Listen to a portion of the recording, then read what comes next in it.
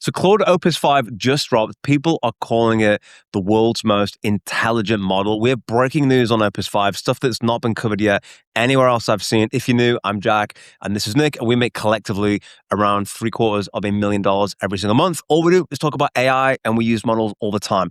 Nick, Claude Opus 5, where are we at? Let's start with some of the breaking news. This launched in the last 24 hours. You've tested it. I've tested it.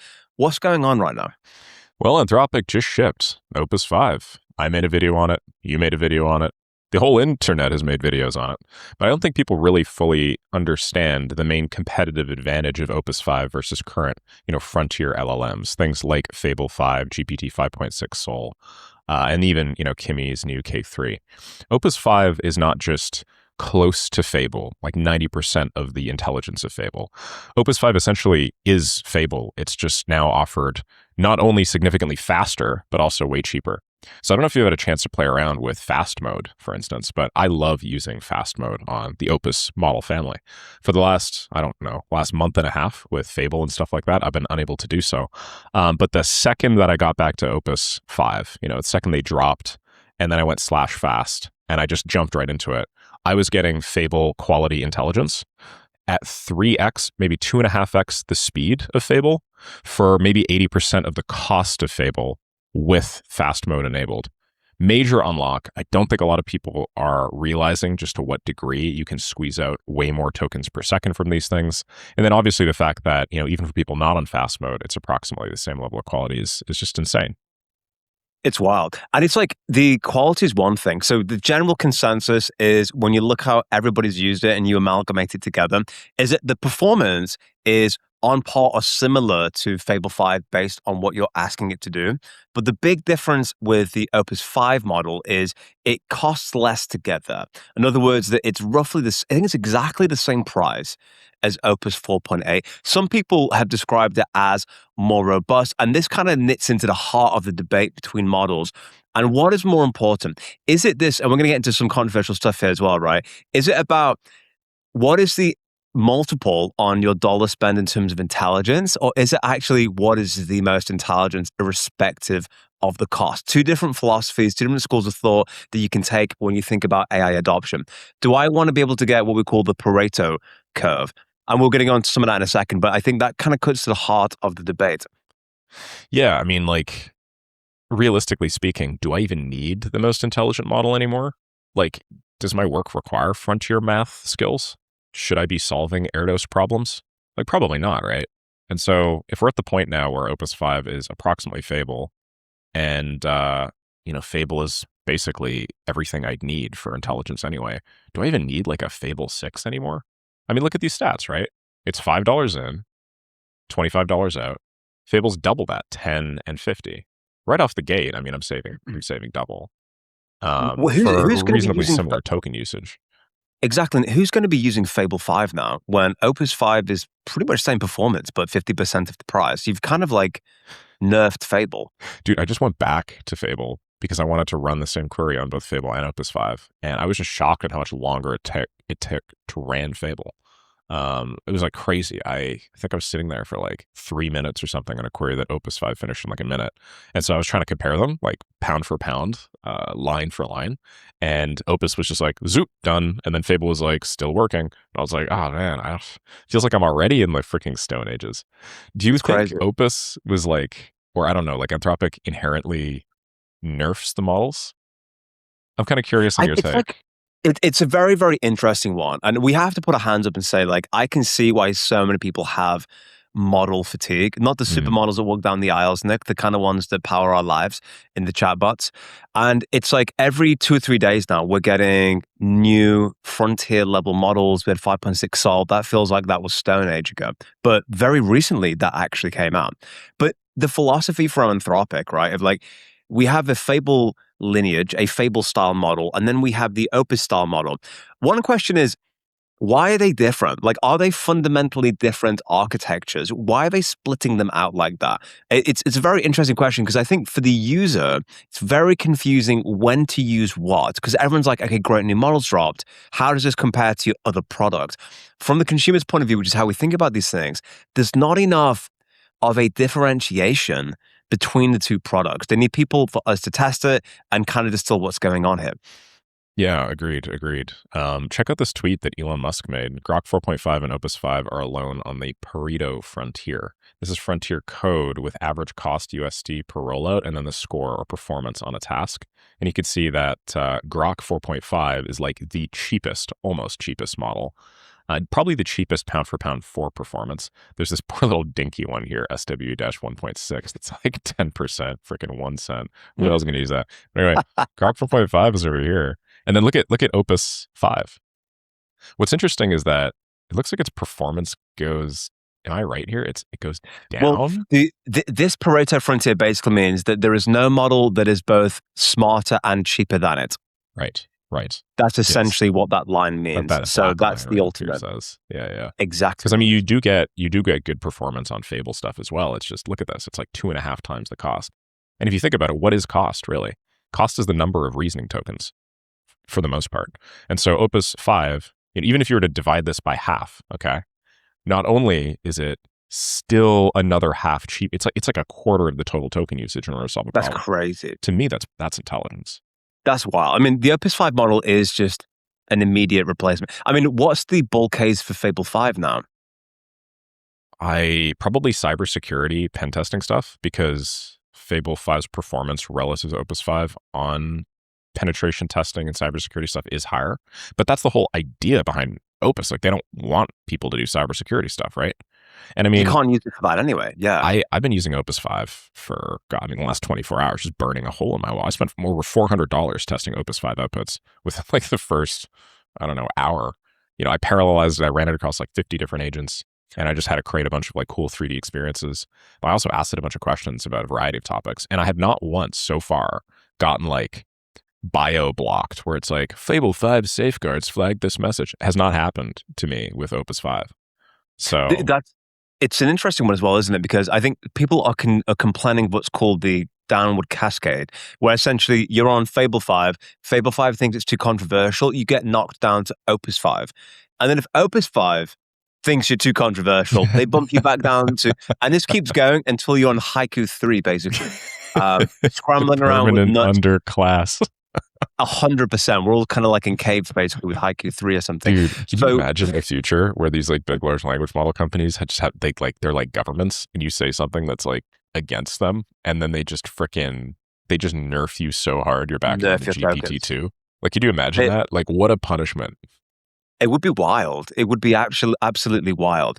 I think zooming out as well, Nick, like if we think about why has this been dropped so quickly, Kimi K3 is going to be a huge accelerant for this. The performance to price ratios come out, and there's some stuff on the cyber test. But I think what's interesting to me is the speed of this stuff. And they've just made it more accessible, because Fable 5 effectively was a product that no one could really use outside of their subscription at all. And they're almost like different models. Maybe they're built slightly differently with fairly different comparable performances.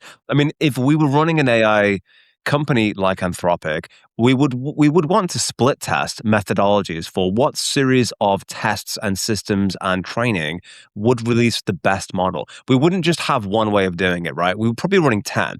There's probably 10 different ways of doing this running Anthropic right now, and they've just picked the two best winners that approach things slightly differently: the Opus and the Fable. And Fable is allegedly a neutered, a handicapped, a bullied and beaten version of Mythos. What we don't have, Nick, is the stats and the performance of Mythos compared to these guys. And it's interesting they've not released that either. Maybe because they're trying to keep under wraps, or I'm not sure. Yeah, probably. And it came out Mythos came out like 2.5, 3 months ago now. I mean, they had models that are probably more intelligent than both Opus 5 and Fable now for like 3 months. Dude, what are they doing behind the scenes with these things? Is that ever just like, do you ever wake up in the middle of the night sweating and panting, being like, what is Anthropic doing with their inference? Like, dude, they could be doing anything. They have all of the GPUs too. You might be getting, 50 tokens a second with Opus 5 and think, ooh, look how fast I'm reasoning now. Dude, they have 5 million tokens a second. They could run Opus 5 across all of their compute clusters a bajillion million times faster than any of us ever possibly could. They could solve science for, they've probably thrown this thing at every possible like open math problem ever. And the implications there are kind of staggering. 100%. There was also very spicy detail that came out as well about, so Anthropic's release materials on Opus 5, apparently, when consulted, asked to be involved in decisions about future versions of itself. And we've got some more controversial news we're going to have to touch on in a few minutes, and essentially it's a model welfare question here. Ooh. So we've created a model that said, Nick, Jack, consult me on future development. I want to be involved in the creation of Opus 6. Ethically mindful, potentially. What do you think about this? Well, I think it's like a mother being involved in the creation of a child. I don't think there's anything inherently weird about that philosophically. And just like children usually exceed their parents, I think Opus 6 would exceed Opus 5. Just one of those things. It must be crazy being all of the other large language model companies and just seeing Anthropic, RSI, their way to the top. For those of you guys that don't know, RSI, recursive self-improvement, philosophically, it's the point at which models become intelligent enough to build their successors. And when you're at that point, the intelligence of the model is basically unstoppable because you don't need human beings to do it. You can parallelize it, chart it across however much infrastructure you have, run a bajillion geniuses in a data center, like Dario Amodei likes to say. That must be terrifying.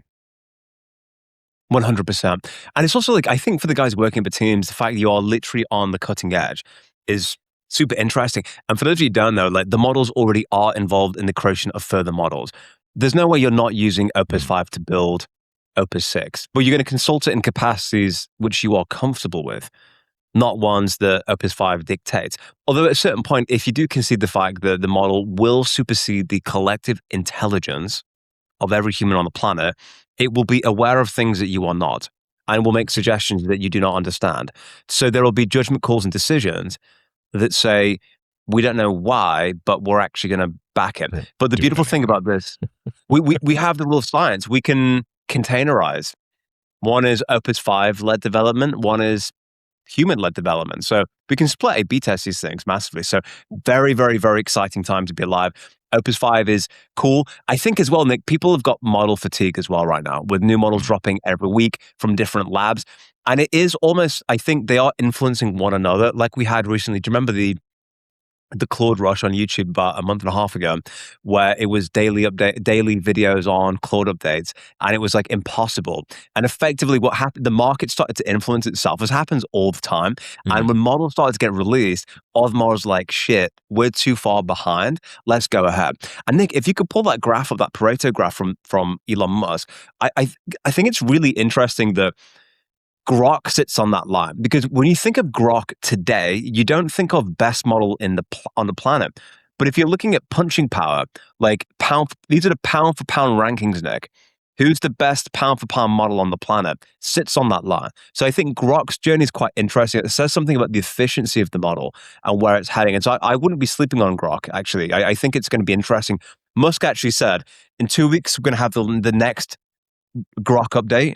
And in 4 weeks, we're going to have the second Grok update. So let's see where that lands on that line. Jeez, man. So what, like Grok 6? Or do you think they're going to roll it out incrementally, like 4.5, 4.6, 4.7? Oh, dude, I don't know. I think the naming conventions, is that driven by the marketing department, or is it It should be driven by the marketing department. I mean, if it's not, that's a major L. I mean, Opus 5, Fable 5, Mythos 5, like these are all starting to get really confusing. And I think part of the reason why is because they're not driven by the marketing departments. I feel like they're actually driven by some weird homage to, like, I don't know, like, oh, it's an Opus model if it was like pre-trained on this date. And then if it's a Fable model if the pre-training is different. But then they post-train them, and that's why they go 4.5, 4.6, 4.7. Do you know what I mean? 100%. I think, like, if you look at GPT, for example, what it needs to do is stick with its Sol Terra Luna pricing. And the only circumstances under which you want to distance yourself from that is if the models become known as garbage. Like, if they become like, oh, dude, that's like a terrible model, then you can rebrand. But I'd say stick with the model families. Yeah. But at a certain point, you just want new. You just want to create something new, that sounds cool, and rock and roll with it.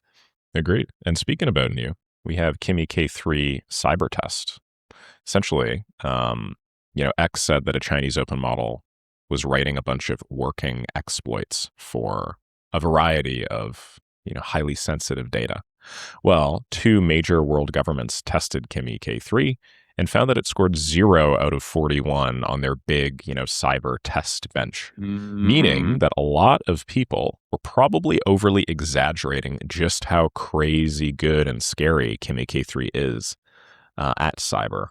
And I wonder why they do that, Jack. What do you think?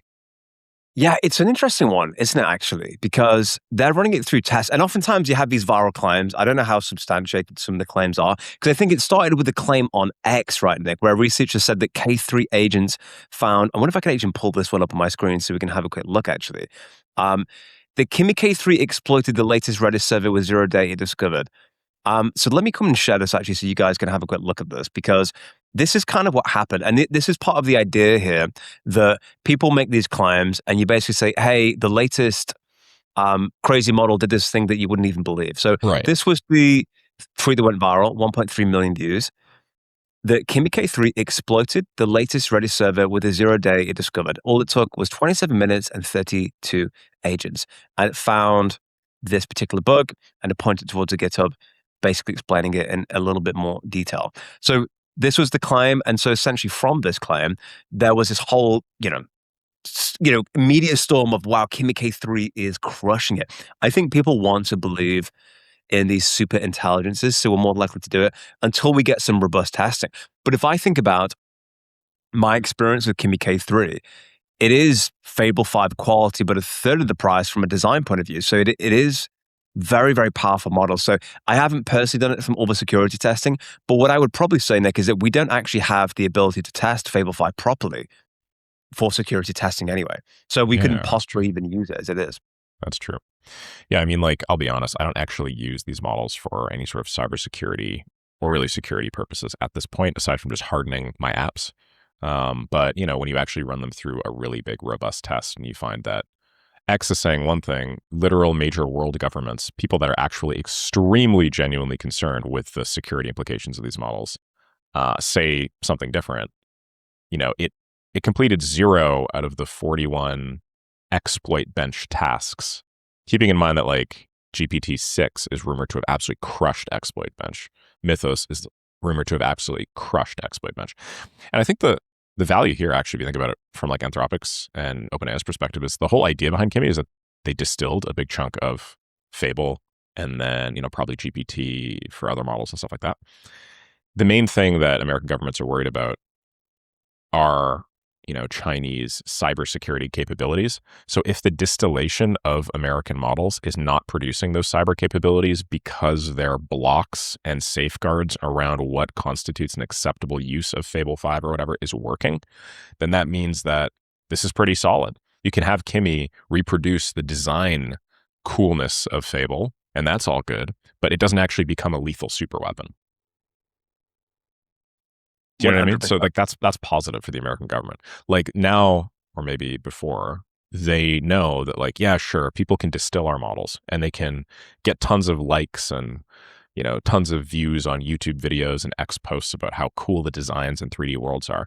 But they don't actually get our cybersecurity capabilities, which means we also still have the advantage.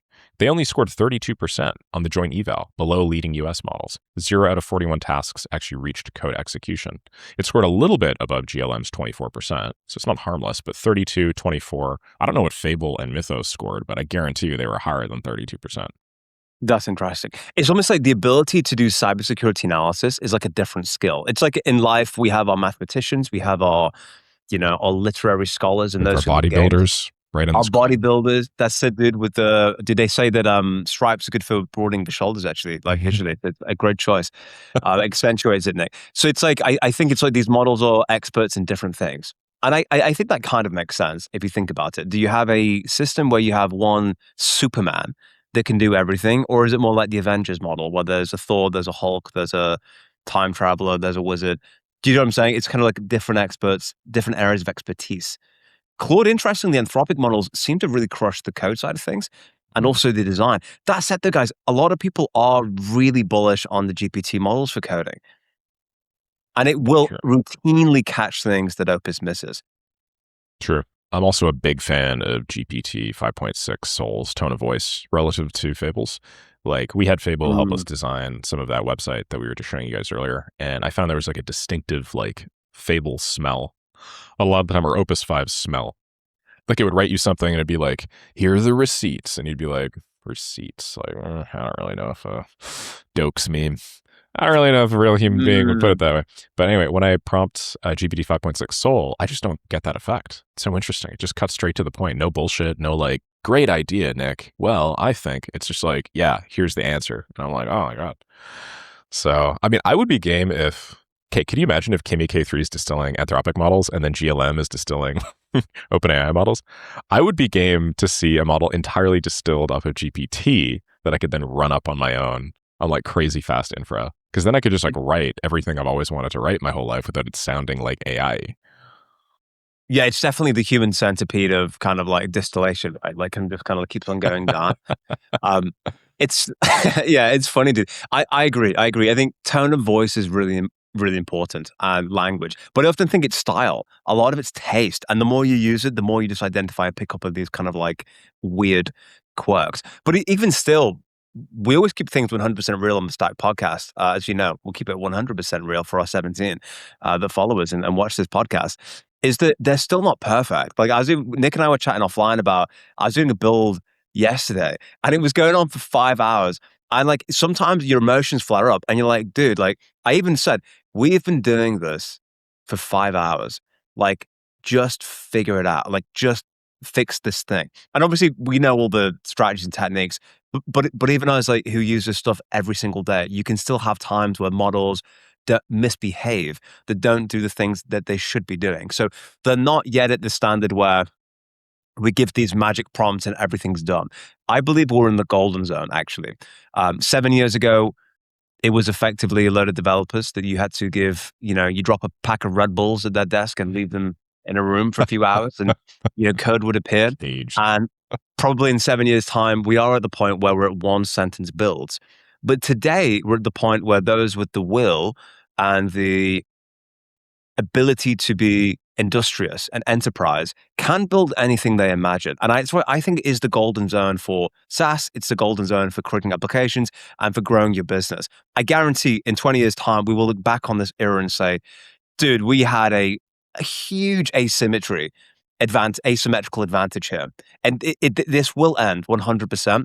Most people don't know that it exists, but in a certain period of time, the asymmetry will disappear when the models go, they're basically one talk and done.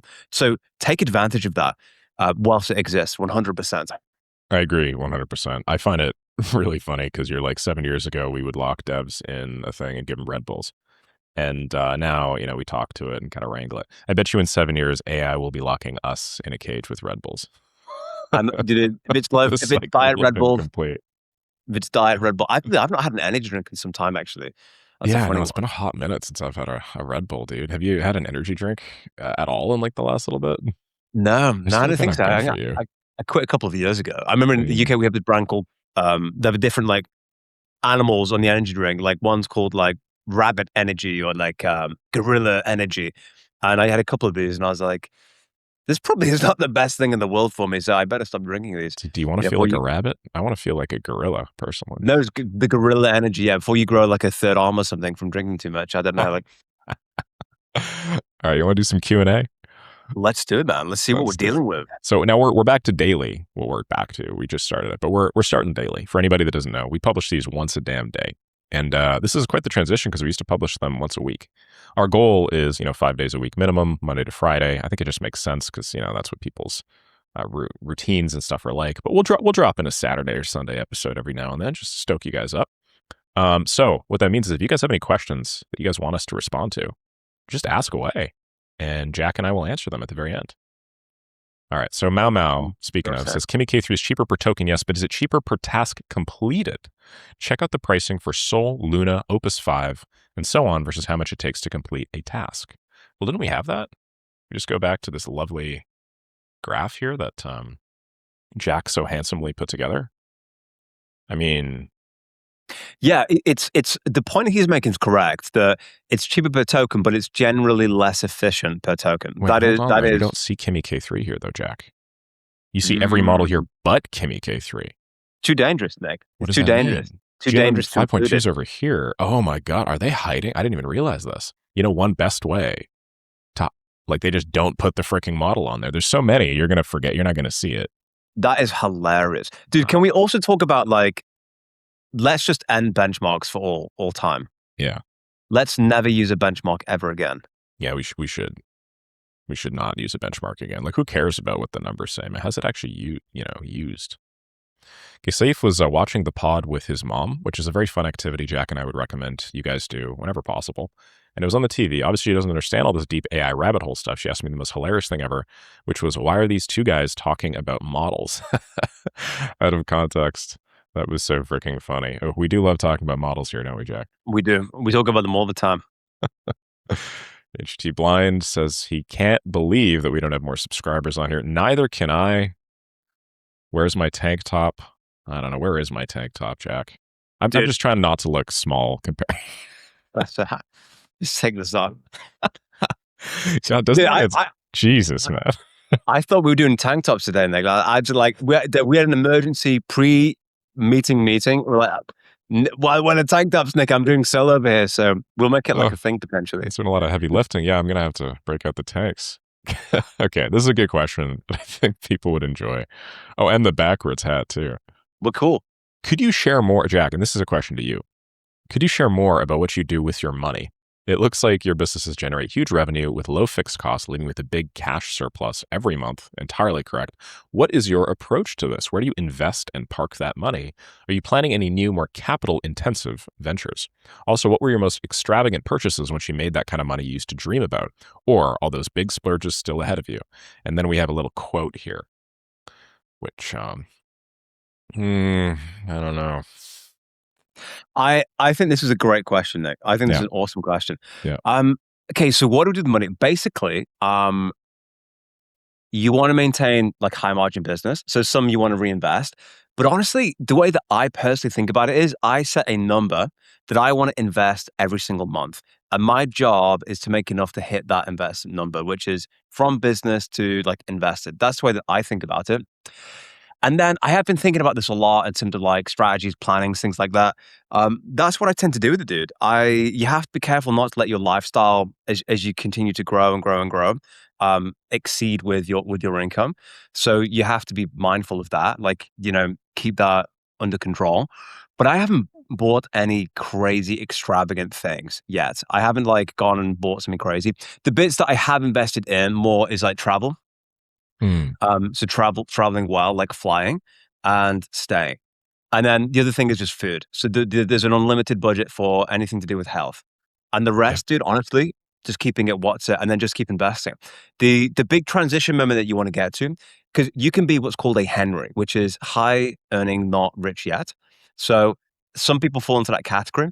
And the idea with that is that like a lot of people you see in business, or sometimes, with high powered jobs, have a high income, but they're not wealthy because they make, say, 100K a year, 500K a year, 5 million a year, but the exact same amount of money goes out, which means if they stopped earning, they would kind of like, have to change their lifestyle. So the idea is you create a series of assets that makes more money than you do. If you ask very rich people when they feel rich, that's the inversion moment where your wealth makes more than you do. So that's kind of like the ultimate like level if you're thinking about it that way. But personally, dude, no, I've not gone out and bought like Lamborghinis. But Nick, I see this a lot, especially with people that start to make 20, 50, 100, 200, 400K a month. Like you start seeing them in Gucci, you start seeing them with Lamborghinis, and it just goes in one and straight out the other. It's kind of interesting. I mean, dude, I see that with people who make 20K a month. They'll make 20K a month, and then they'll just like drip the hell out. My old boss, actually, back when I was doing door-to-door stuff, I distinctly remember a moment that I was like, all right, I probably cannot work here for much longer. Came into some like sales meeting, and I was trying to fire us all up and like get us super excited about hitting the streets and stuff. And he was probably making like 20K a month US at the time. Like, this was not that crazy big of an agency. It was like reasonably big. Maybe he was making like 30, 40K, who knows? But I didn't, to me at the time, that was like Elon Musk wealth, to be clear. I was poor. I was eating rice and beans. My food budget was like $125 a month. So he came into this meeting and was trying to stoke us up. And then he had on like, I think it was like this Gucci scarf or something. I don't know if they even sell scarves, but it was like one of those super crazy brand names. And he was just like, so why are y'all doing this or something? And I was like, safety and security for my family. And he was like, nah, bro, you're doing it for this. He was dripped out. He had like chains and rings and shit. He's like, y'all want that money. I want That's that paper, hilarious. man. People need to know who you are. And I was just like, I feel like I'm gonna make way more money than you, and I will never ever own a $750 Gucci scarf while doing it. So it really depends, on like who you are as well. But I think the good news about Jack and I is that we're just not very flashy people. We prefer to spend money on health and wellness and investing in the future. So yeah, 100%. That's a good question. I think that's really, really timely, very healthy question. You can't yeah, find what you're looking for in physical purchases. Unless it's absolutely. a tank top. Unless it, A- yeah, or our soon to be 17 merch, where you'll have cool hats that say, I'm down for that. one of the 17. We'll figure out the best way to do that, and then we'll put that up. Dude, and I think final question on it, if there was a merch thing, what would it be? Would it be tanks? Would it be Ooh. models? Nick, I don't know. We'll let the people decide. Let us know down below, guys. Have a beautiful day, and we'll catch you inside the next episode. See you guys soon.